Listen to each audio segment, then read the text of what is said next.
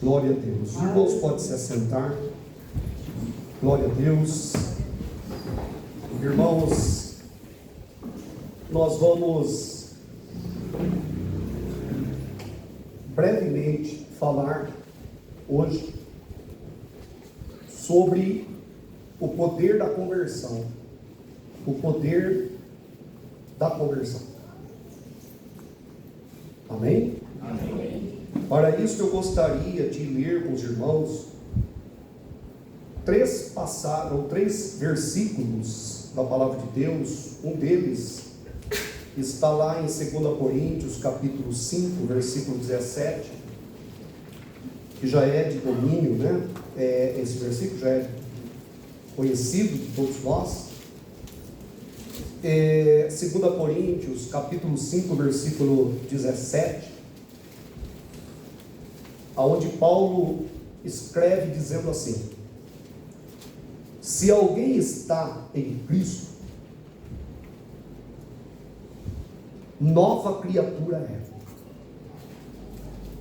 As coisas velhas já passaram, e eis que tudo se fez novo. Eis que tudo se fez novo. Aqui está o poder da conversão. Amém? Amém.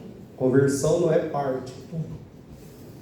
Mas o outro texto é aquele outro versículo, na verdade, aquele que está lá em 1 Pedro, capítulo 1.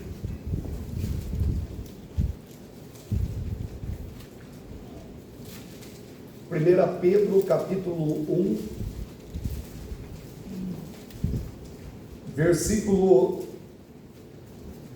23. Diz assim a palavra de Deus. Vocês lembram? Estão lembrando do capítulo, do versículo que nós acabamos de ler?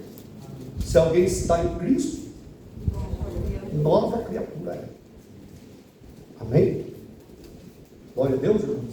Nova criatura, uma outra criatura. Ok?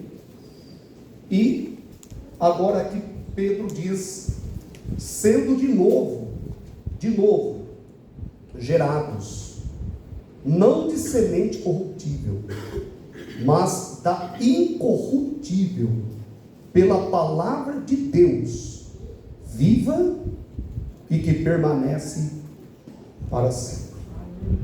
Aqui fala da semente incorruptível pela palavra de Deus. A palavra de Deus é essa semente incorruptível. É ela que gera isso. Amém? Por isso que ela é vida. E também lá em João capítulo 1, Evangelho de João no capítulo 1, também o versículo, embora nós temos mais intimidade, assim, nós temos mais memória, digamos assim, com o versículo 12, mas o versículo 13 que nos importa especificamente nesta noite. Diz assim, João 1, 13: os quais não nasceram do sangue, nem da vontade da carne, nem da vontade do homem ou do varão, mas de Deus. E João aqui ele faz questão de usar três falas que tem praticamente o mesmo sentido, mas ele fala sangue, carne e vontade do varão, para mostrar que os que se converteram não nasceram, ele está dando ênfase aqui, né? Mostrando explicitamente que não é semelhante ao nascimento físico. Que o homem, quando nasce no Evangelho, ele não nasce do sangue, nem da vontade da carne, nem da vontade do varão. Por quê? Porque essas três coisas que compõem o nosso nascimento humano. Nós nascemos do sangue, nascemos da carne e nascemos da vontade do homem, ou seja, da vontade do nosso pai, ou dos nossos pais, especificamente aqui do nosso pai, o varão. Mas João contrasta, dizendo que quando nós somos transformados, nós não nascemos do sangue, nem da vontade da carne e nem da vontade do varão, mas nós nascemos da vontade de Deus. Amém? Amém. Esses três versículos aí, tem outros, mas esses 3 versículos aí, eles servem para linkar e para apontar para o grande e glorioso momento da conversão de uma pessoa. A conversão, ela muda tudo. Eu vou ser breve, bem breve na pregação agora, porque eu já preguei agora de pouco, né? Mas, irmãos, a conversão, e foi essa palavra que eu preguei esses dias com uma pessoa, basicamente essa palavra, mas a conversão, ela tem um poder tão grande na vida de uma pessoa, que é o ato mais radical e mais glorioso que pode acontecer na vida de uma pessoa. É a pessoa se converter a Cristo, a pessoa ser transformada, a pessoa ser uma nova criatura.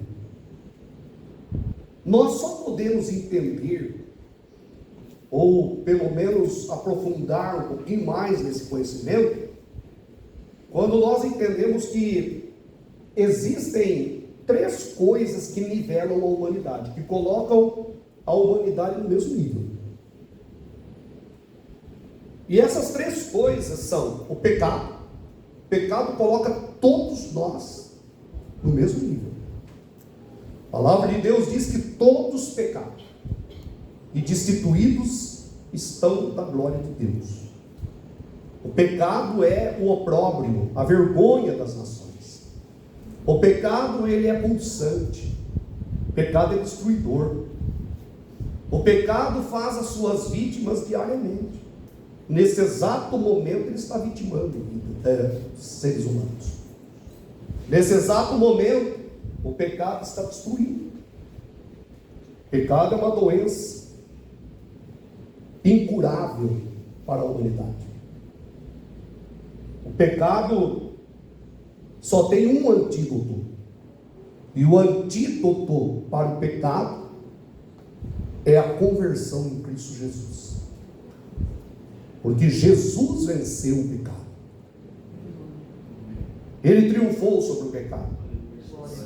Pecado deixa toda a humanidade no mesmo nível.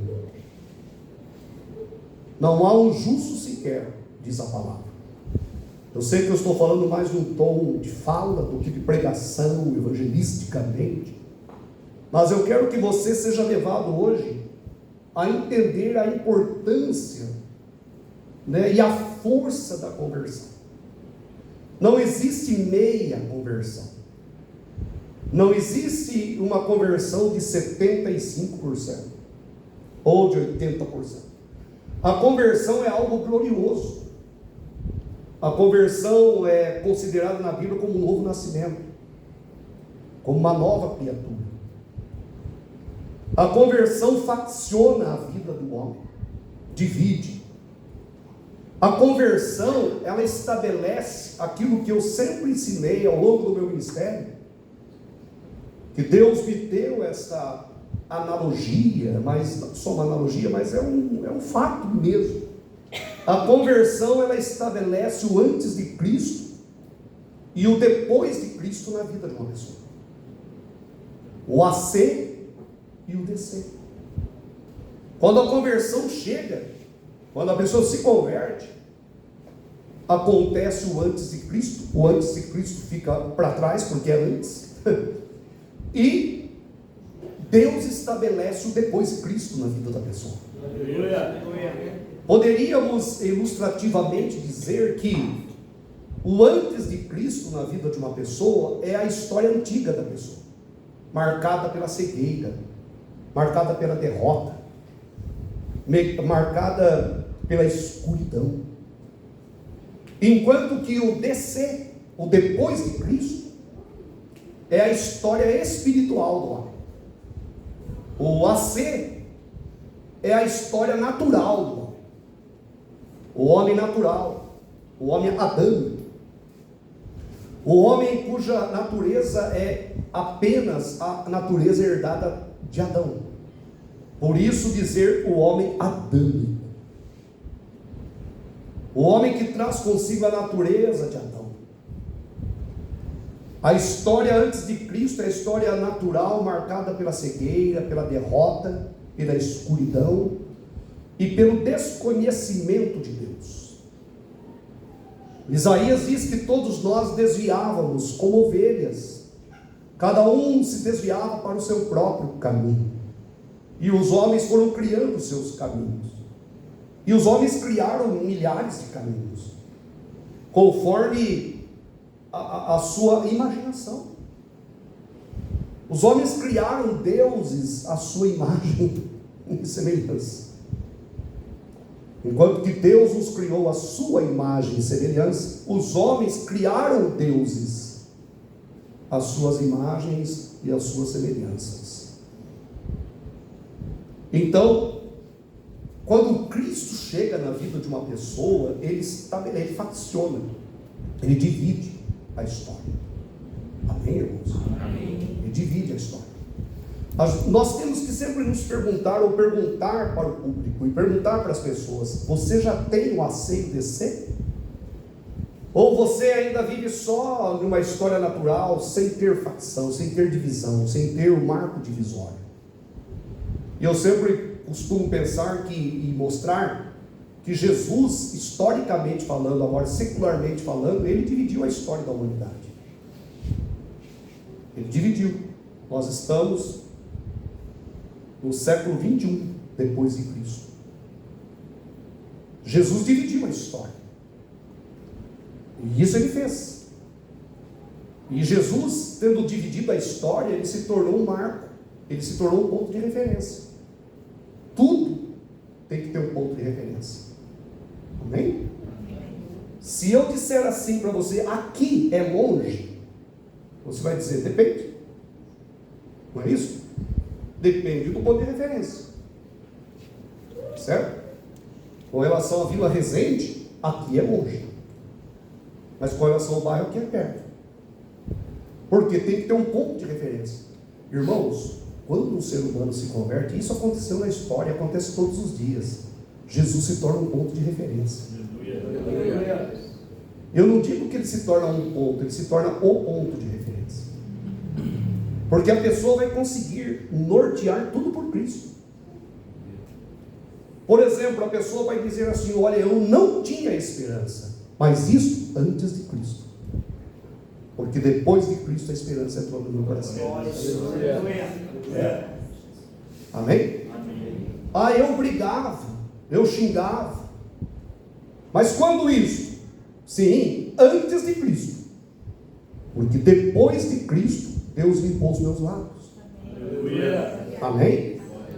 O antes de Cristo, Jesus, quando ele divide, ele se torna um ponto de referência. Na história é assim também.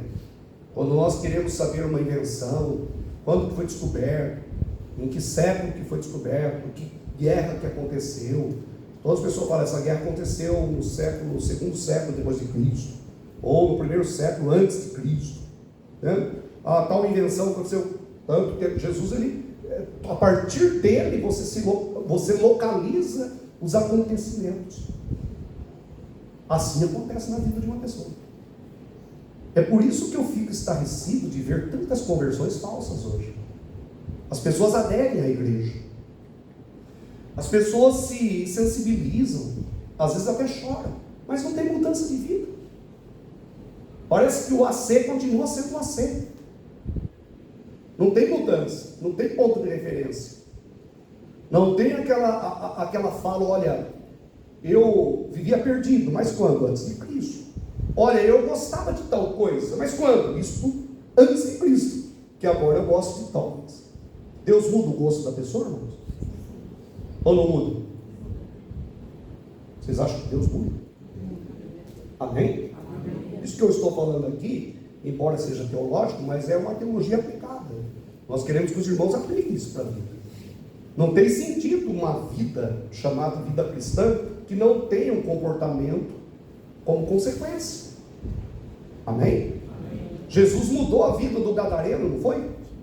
O gadareno, o homem endemoniado, teve o antes de Cristo e o depois de Cristo na vida dele, não teve? Antes de Cristo ele vivia onde? Sepulcro. Antes de Cristo ele tinha atitudes suicidas, que ele se cortava.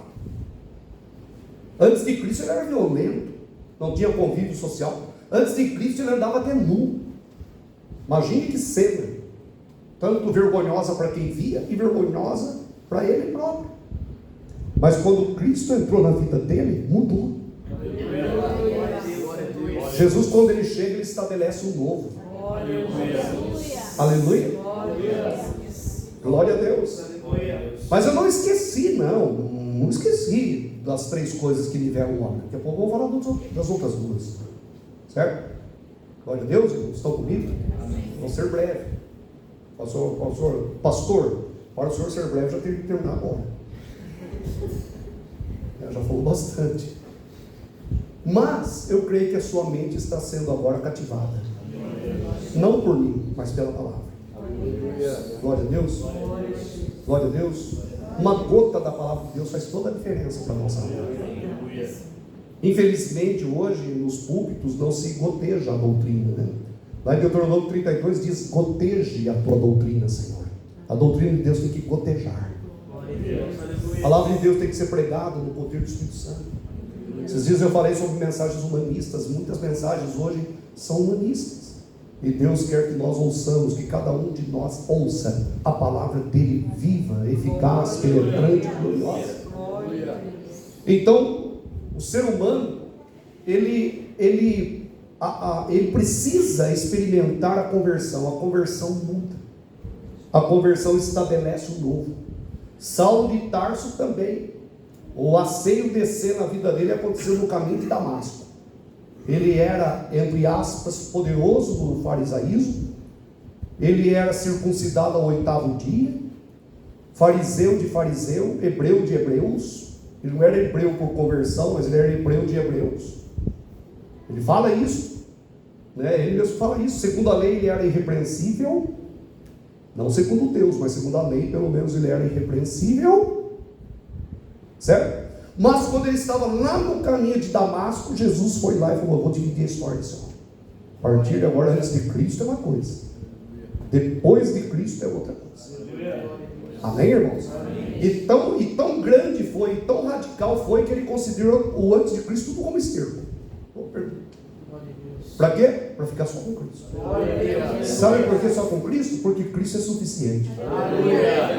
Glória a Deus. Quando você deitar hoje, eu sei que eu estou falando, não está gravando, não sei nem se essa mensagem vai cair bem para divulgar, né? Porque eu estou, inclusive, errando algumas colocações aqui, tropeçando um pouco, gasgando um pouco aqui. Mas quando você for deitar hoje, dormir, eu quero que você lembre e diga: Deus, ou diga: Jesus, tu és suficiente. Esse vai ser o comprimido para você dormir bem hoje. Amém? O Espírito Santo vai inundar o seu coração. Porque entender que Cristo é suficiente é maravilhoso.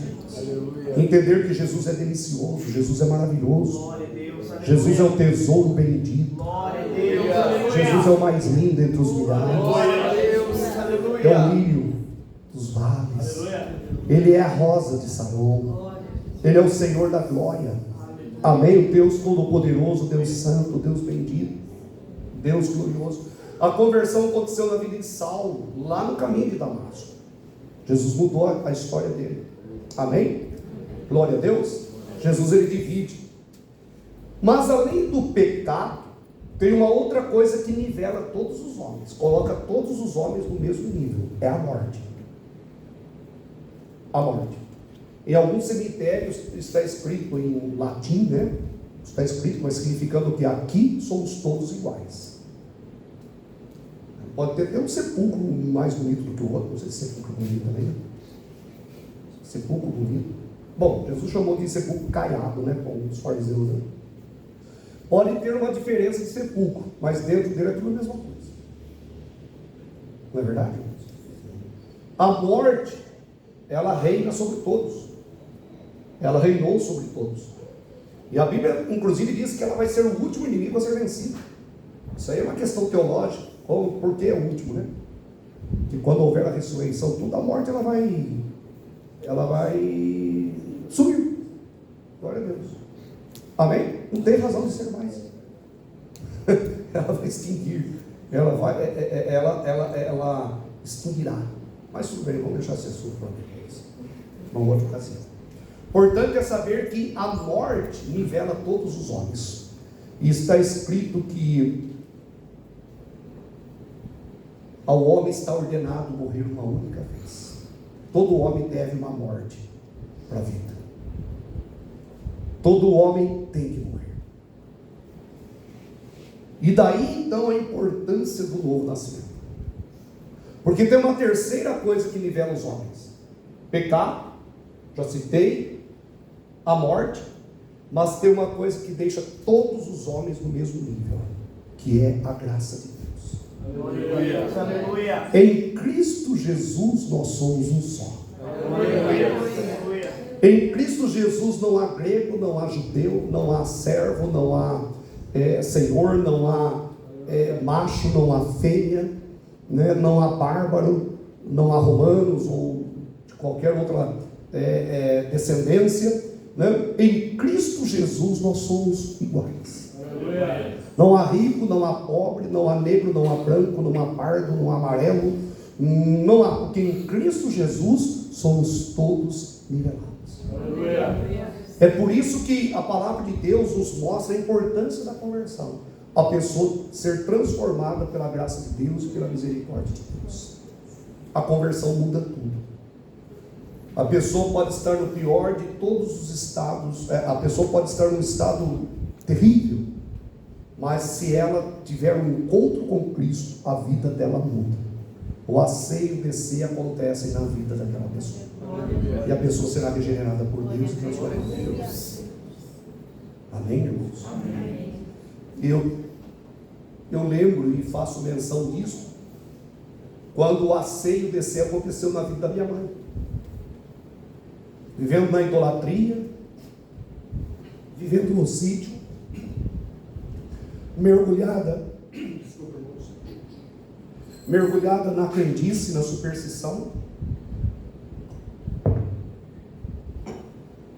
mergulhada em problemas espirituais, sendo assolada por forças malignas, não conhecendo a Deus, sendo uma mulher natural, que a Bíblia fala do homem natural, né?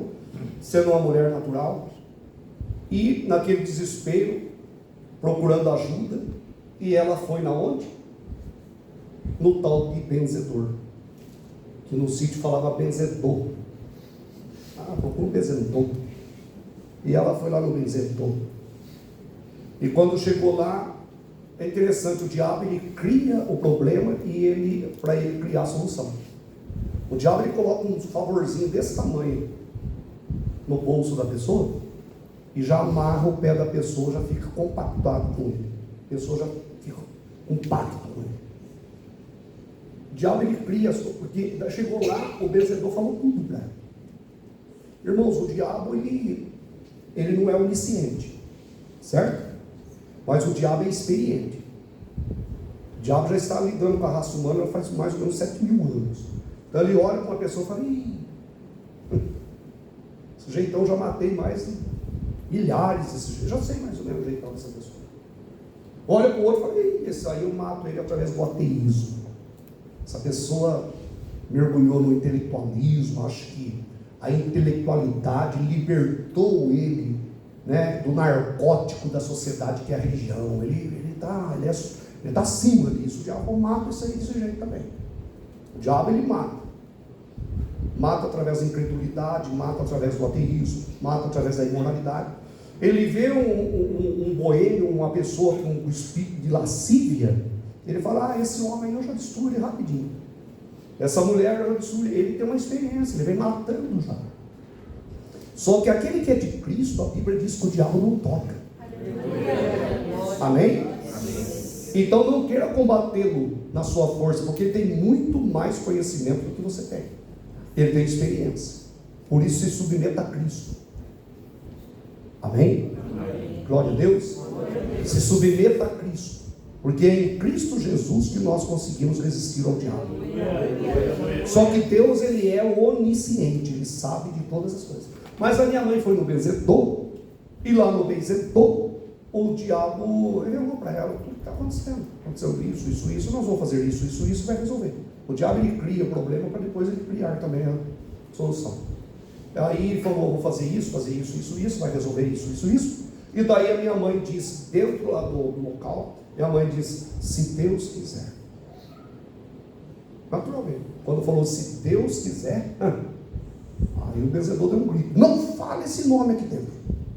Se bem que Deus é um título, mas Deus é Deus também. Amém, irmãos? Pessoas falam que Deus é título, isso é uma coisa de desnujar. A verdade é que Deus é título, eu sei que é, mas Deus é Deus, amém?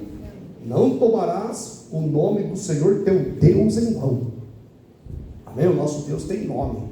Nosso Deus é o Todo-Poderoso, é o Jeová, o Yahvé, o Adonai, o Senhor da glória. Mas a minha mãe simplesmente disse, se Deus quiser. Quando ela disse isso, o homem deu um grito lá dentro, falou, não fale de Deus aqui dentro. A minha mãe é uma mulher natural, veja só como que Deus fala com a pessoa. Deus tem sede de salvar a alma, não tem? Minha mãe pensou com ela mesma, não falou nada, mas ela pensou, se eu não posso falar de Deus aqui, é porque esse lugar não é de Deus. Já era o quê? Deus trabalhando ela para a regeneração. Amém? Passou alguns dias, a minha tia, que era crente, falou assim, Irene, minha mãe chamava Irene, vamos para a cidade, vamos para a igreja, porque do sítio a pessoa ia para a cidade, né? Vamos para a cidade. Não é assim, professor. Vamos para a cidade, né? Vamos para a cidade, vamos para a igreja. E daí o coração dela já estava sendo trabalhado por Deus, porque lá dentro o diabo já falou, não fale de Deus aqui. E daí ela foi para a cidade. E lá na cidade, que é aqui, ela ouviu o evangelho e se rendeu a Cristo. Aleluia. Aí o asseio descer aconteceu. A graça de Deus a elevou. Porque a graça de Deus nivela. Quem está no alto, ela derruba e faz com que a pessoa seja humilde. Amém? Como Paulo, que era de alto nível, mas se tornou humilde servo do Senhor Jesus Cristo. E aquele como gadareno que não tem valor nenhum, desprezível, a graça de Deus eleva e coloca ele na posição de filho. Aleluia. Regenerado, transformado e salvo pela graça de Deus, pela misericórdia de Deus. Aleluia, Deus. Minha mãe, de certa forma, foi elevada. Pessoa simples, do sítio, sem esperança, mas Deus a elevou e colocou ela na posição da graça. Aleluia. Amém, irmãos? Amém. Glória a Deus. Se você é soberbo, orgulhoso, Deus te convida hoje a descer a casa do oleiro, a descer. Amém? Quantas pessoas que rejeitam a Cristo porque são soberbas, orgulhosas, e outros que rejeitam a Cristo porque se consideram tão desprezíveis que eu não sou merecedor disso, e não somos mesmo, mas Jesus vem e mostra o amor dele, porque ele restaura o contrito, o quebrantado, e ele dá graça para a pessoa, para que a pessoa se levante na presença de Deus. Amém? Amém. E eu vou terminar, irmãos. É tão maravilhoso isso, porque o poder da conversão muda a vida da pessoa. Ali no Higienópolis tinha um senhor que ele era dono de um centro de macumba. Agora fizeram a avenida ali, ficou bom aquela região ficou boa, né? Mas ali era um lugar meio tenebroso na época, meio escuro, e tinha uma rua ali sem saída ali perto. E aquele homem, muitos anos, 30 ou 40 anos, sendo pai de santo, militando no baixo espiritismo. O diabo colocou muito favorzinho no bolso dele, só que o pé dele ficou. E depois o diabo veio cobrar, porque o diabo cobra. Ele cobra. Ele vai atrás dos devedores, ele é um credor dessas pessoas. Por isso que nós não devemos nada à carne e nem ao diabo. Amém? Amém. Nós somos devedores a Cristo. Devedores de obediência, porque a graça dele, se nós fôssemos pagar, jamais conseguiríamos pagar. Alguém até disse que a única coisa que é de graça é a graça, que se Deus fosse colocar preço na graça, ninguém conseguiria pagar, mas de graça para nós, porque para Deus foi um preço imensurável, não tem tamanho esse preço. Quando a gente fala que a graça é de graça para nós, mas para Deus foi um preço altíssimo que Deus pagou. Amém? Só Ele poderia pagar o preço da graça, de dar a graça para nós. Amém? Amém. E aquele homem pediu visita. E tinha uma cunhada minha que morava na rua dele, E ela falou: eu vou pedir para o meu cunhado ir aí. Fui eu e mais um pastor, nós fomos lá. E ali dentro daquele centro espírita, ele quis entregar a sua vida para Jesus. E Jesus, ele ACDC. Amém, irmãos? Glória a Deus, ele facciona. E aquele homem aceitou Jesus ali dentro. Jesus mudou a vida dele. Hoje ele está pastoreando na Assembleia de Deus. Mas Jesus mudou a vida dele. Sabe por quê, irmãos? A conversão é tão poderosa que é o maior de todos os milagres. É o único milagre que a Bíblia diz que quando acontece os anjos fazem festa no céu. Os anjos não se refestelam por um paralítico que anda, por um morto que ressuscita, por uma doença que seja curada. Mas a palavra de Deus diz assim: haverá festa nos céus, né? Entre os anjos, por um pecador que se arrepende. A conversão é algo lindo, maravilhoso. E a conversão, ela é radical porque ela implanta, né, uma nova natureza na pessoa. Então a pessoa que outrora só tinha a natureza adâmica, agora ela tem a presença de Cristo, a natureza de Cristo. Ela tem a natureza de Cristo, Jesus gerado dentro dela. Não que ela é um pequeno Cristo, não que ela é uma divindade, não é isso. Mas Jesus é gerado dentro da pessoa, e a pessoa passa a ser uma nova criatura em Cristo Jesus. Amém? E é interessante que nos dois nivelamentos, que é o pecado e a morte, todos são nivelados inevitavelmente, querendo ou não. Agora na graça não. Na graça a pessoa precisa querer. Quando a pessoa quer, Deus nivela ela. Ou Deus derruba ela da sua soberba, ou Deus eleva ela da sua insignificância. Na verdade a soberba também é insignificante, mas a pessoa acha que é significante, então Deus destrona ela dali. A verdade é que a única coisa que significa de fato para nós, que tem significado para nós, é Jesus Cristo de Nazaré. Diga amém. Amém. Diga graças a Deus. Graças a Deus. Diga Deus seja louvado. Deus seja louvado. Diga glória ao Pai. Glória ao Pai. Glória ao Filho. Glória ao Filho. Glória ao Espírito Santo. Glória ao Espírito Santo. Aleluia. Eu vou parar aqui, porque eu creio que essa seja a medida para hoje. Amém? E nós vamos encerrar, mas Deus falou no seu coração? Amém. Amém? Você já tem Jesus como o divisor das águas? Glória a Deus, irmãos. Jesus já é um ponto de referência na sua vida? Sim. Glória a Deus. Se a pessoa falar assim: eu me converti, mas antes de Cristo eu xingava, depois que eu me converti continuo xingando, então não teve a C e DC. Porque a C e DC é facção de história. Deus divide. Quem está em Cristo, nova criatura é. Pedro diz que nós fomos de novo gerados, não da semente corruptível, mas da incorruptível pela palavra. Aleluia. Amém? Que é vivo e que permanece para sempre. E João 3 diz que nós os quais não nasceram do sangue, nem da vontade da carne, nem da vontade do homem, mas da vontade de Deus. E é assim que acontece na vida de uma pessoa. Isso é maravilhoso. Isso é maravilhoso, isso é santo, isso é glorioso. Irmãos, eu disse hoje aqui que a alma da pessoa, o espírito da pessoa consegue perceber quando Deus está falando com ela. Então, se Deus está falando com você, aí no seu interior, se renda a essa verdade.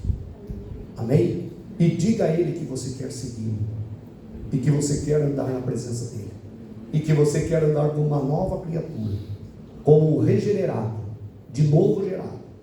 Amém? Pela semente incorruptível. E que você quer, de fato, que todos os acontecimentos na sua vida sejam referenciados pela conversão sua. Amém? Glória a Deus. Aleluia. Antes de Cristo eu tinha medo, agora todo medo foi embora. Antes de Cristo eu não tinha refúgio, agora Deus é o meu refúgio e fortaleza. Aleluia. Antes de Cristo eu andava pelos meus próprios caminhos, depois de Cristo eu ando pela orientação da palavra de Deus. Antes de Cristo eu tinha a mente regida pelo diabo, agora eu tenho a mente de Cristo. Tudo muda. Amém? Diga graças a Deus. Diga Deus seja louvado. Deus seja louvado. E se você é regenerado, se essa experiência é real na sua vida, então eu posso dizer para você que o seu destino é o céu. Você vai morar no céu. Aleluia. Glória a Deus. E veja que isso é evangelho, irmãos. Aleluia. Eu poderia estar falando aqui de realizações, de dinheiro, de carro, de casas, de viagens, de conquistas, mas eu posso dizer para você, se você teve essa experiência gloriosa, você que nasceu no pecado, você que estava fadado à morte, mas a graça te regenerou, se isso é fato na sua vida, eu posso dizer com toda segurança pelas Escrituras Sagradas, que o seu destino é o céu. Aleluia. Você vai morar no céu. Eu vou morar no céu. Na linda cidade. Aleluia. Os brilhos deste mundo não me atraem. Até porque os dias passam e nós voamos, como diz a Bíblia. Nós não podemos ser insensatos, nécios, loucos, de viver encantado, de viver hipnotizados pelas luzes deste mundo, porque aqui passa e passa voando.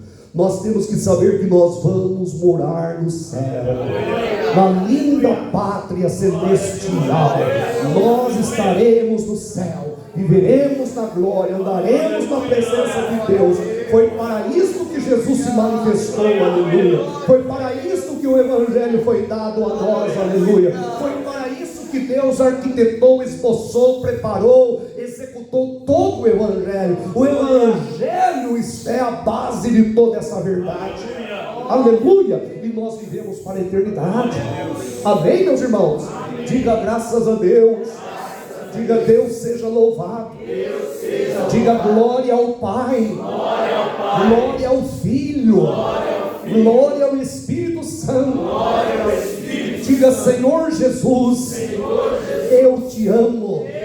Eu te adoro. Tu és o meu Deus. Tu és o meu Salvador. Suficiente Salvador. Eu te agradeço, ó Deus, de todo o meu coração. E eu quero, ó Deus, eu desejo, eu espero ansiosamente pela tua volta. Eu quero estar, Senhor, diante de ti. Obrigado, Deus, por me nivelar pela graça bendita. Obrigado, Senhor, pelo teu amor que me constrangeu, que me impeliu a andar diante de ti. Eu te amo, Senhor. Eu te quero, ó Deus, de todo o meu coração. E dê uma salva de palmas para o Senhor Jesus.